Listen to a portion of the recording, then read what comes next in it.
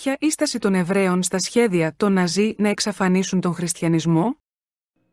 Στη τρίτη έκδοση του βιβλίου του «Ο Μύθος του 20ου αιώνα» ο Άλφρετ Ροζενμπέργκ γράφει για την αντίδραση του Βατικανού ως προς το βιβλίο. Οι ιεράρχες και καρδινάλοι κινητοποίησαν τις μάζες των πιστών και η Ρώμη μαζί με τον αθεϊστικό μαρξισμό διεξήγαγε έναν πόλεμο εξόντωσης κατά της Γερμανίας.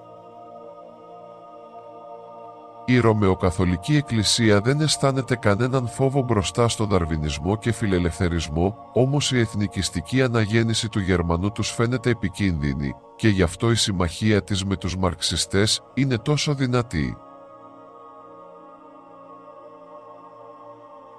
Η Ρωμαιοκαθολική Εκκλησία συκοφαντούσε μεγάλους Γερμανούς όπως τον Γκέτε, Σίλερ, Καντ. Πολέμησε τις προσπάθειες να δημιουργηθεί ένα γερμανικό εθνικό κράτος.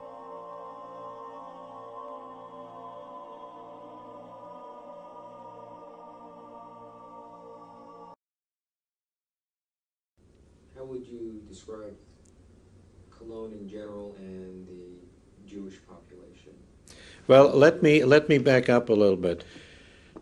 Cologne, as you may know, is a very Roman Catholic-oriented city.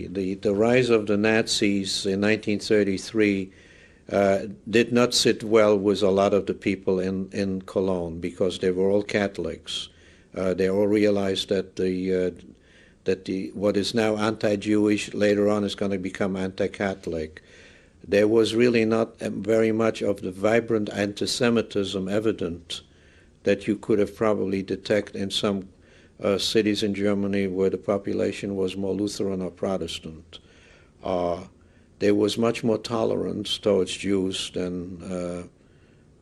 in the Rhineland and in Cologne, particular being the seat of the archdiocese. The Archbishop of Cologne was a violently anti-Nazi-oriented head of state. So initially the Jews did not really feel the brunt of anti-Semitism from the local population. Did that change your feeling about that? Well, yes, gradually it started changing because Hitler put more pressure on the officials to toe the line of the Nazi Party.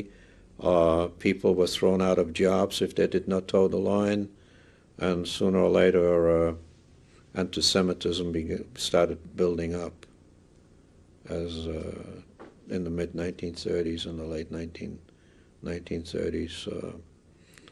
People realized if they wanted a job, they better toe the Nazi line.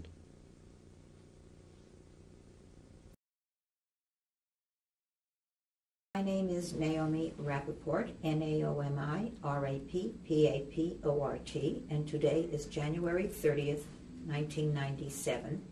I am conducting an interview with Mr. Kurt Lewin in New York, USA.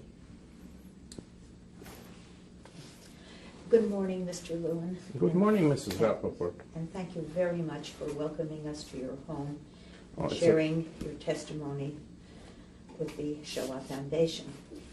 We would like to start with your name. Could you give us your name and spell it, please?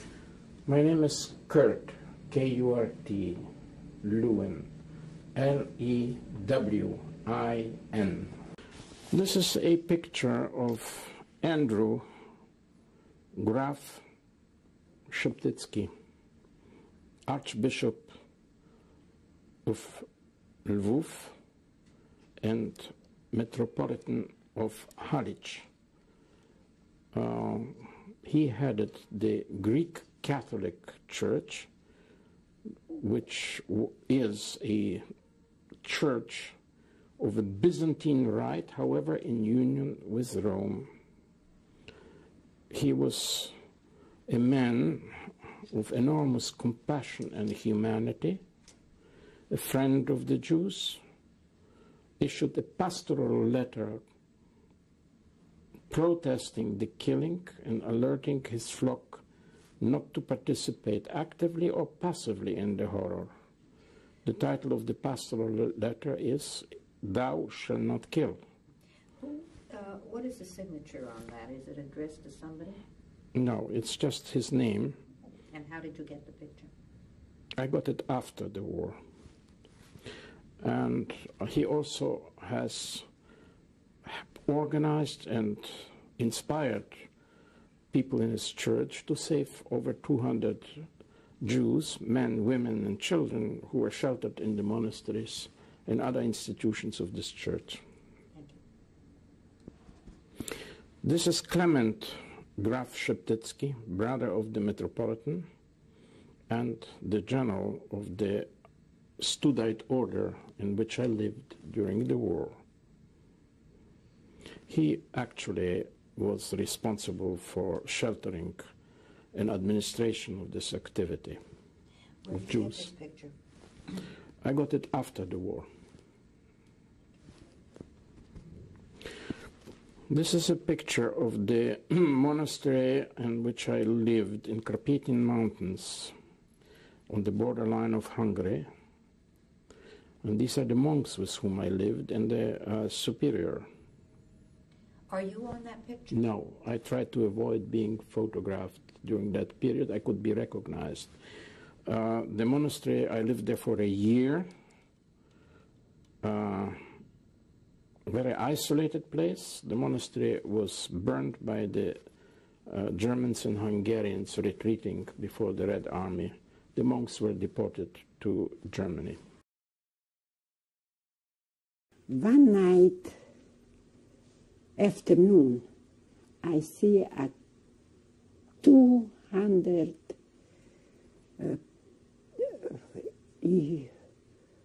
Orthodox priests, you know, with the beard. Russian Orthodox? Yeah. They went straight to the crematorium, and we was under the barracks where we used to sleep. So when they start to talk to us, to laughing, to joke, the people didn't know where they go, and these were smart people. In a few minutes, they was in the crematorium.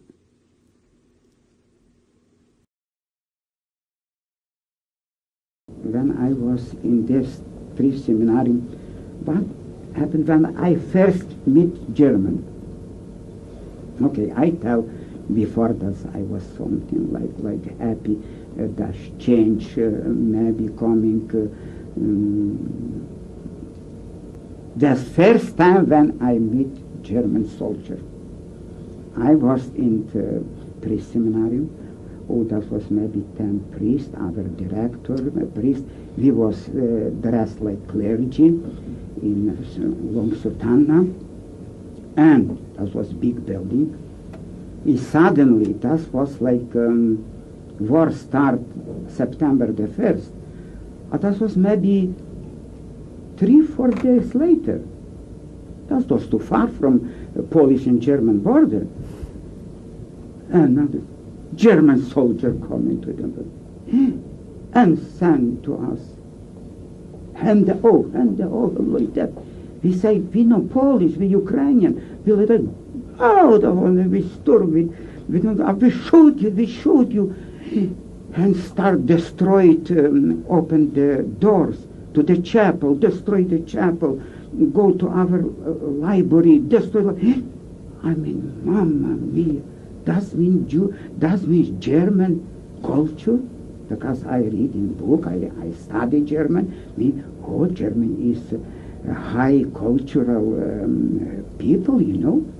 I mean, das is German culture. Das is barbarian. That's like Terran. And our director, priest, have a whole bunch of key. Say, stop the destroyed door. I give you key. I will open door for you any place. Why you destroy the store? Why you destroy our chapel? I drove to the priest of the Oshik area, which was a small village, and we were hiding in the priest, but then that was Sunday, okay? But Sunday evening, there was already coming German, local German, to the priest and say, give me your bicycle, because he had a bicycle.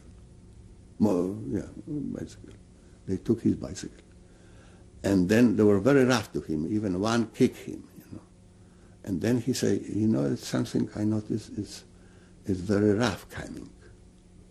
That was Sunday. And Monday, there was already uniform, they called the Einsatzkommando, because that was the area which the army was already took over. And Einsatzkommando came, and then day before, I was staying in a neighbor. They have a restaurant and something like a small little motel, 2-room, which they were renting, So, and I stay with them because they have a son the same age and I was, and they were feeding me, and I stay for about a week with them. Then 4 days after, they came and took the priest and shot him, the Einsatzkommando. Then the priest, Catholic priest, he was in our village, our church, and he was tortured to death. He was fat, he was about 300 pounds. He had a big baloney sticking out, and when the Gestapo came to his parishioner, they beat him when he was on the floor. Then they stamp on him, they jump on him, and the guts came from the mouth, from the ass, and all the things. The witnesses, the women who were looking after him was telling us, the story.